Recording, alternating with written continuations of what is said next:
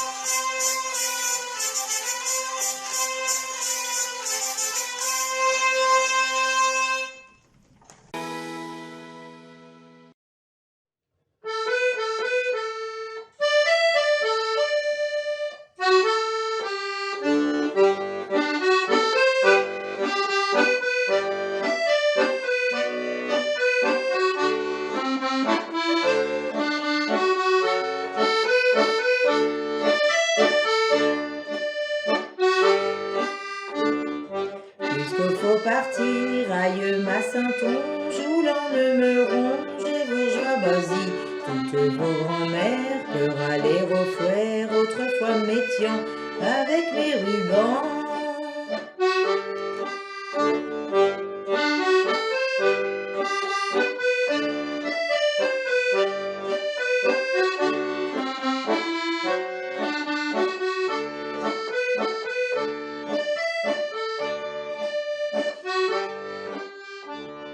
J'étais mais jolie quand j'étais lycée, tuyautée, pissée, blanche comme un lit. Toutes les chérantaises et qui ont bonne à l'aise de me voir sur le cala au lieu de chez Chapia.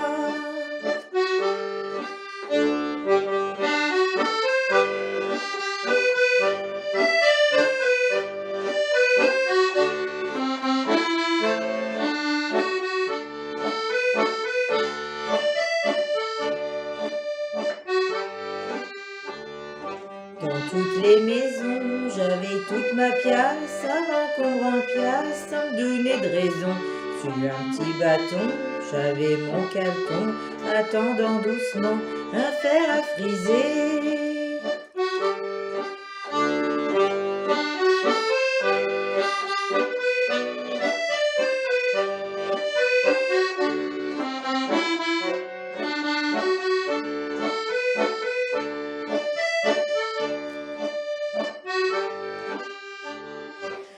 jour est venu avec ses sabias, apportant chapia, vilain yap cornu. Et toutes les jeunesses, les femmes, les drôlesses, avant susetaient chez l'espèce de bête.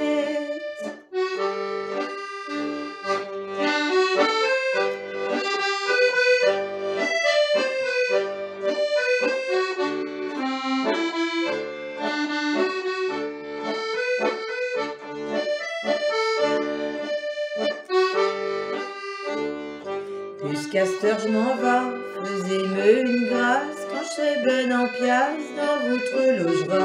Une drôlesse boulotte, mettez dessus vos jottes, et danserez doucement avec vos galants.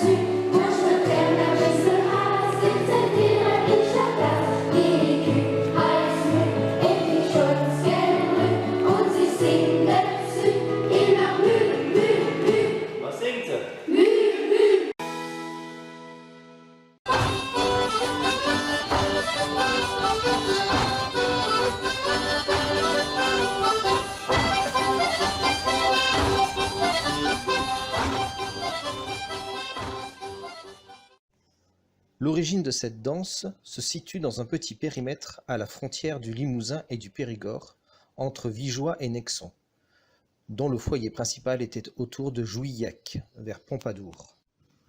Pour faire le pas de sautière, le départ se fait appui pied droit, pied gauche levé devant.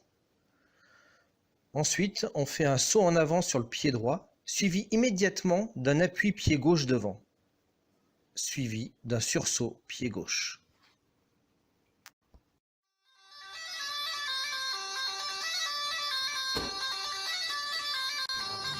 Une fois le pas de sautière effectué, faire 3 changements d'appui latéraux vers la droite, droite, gauche, droite.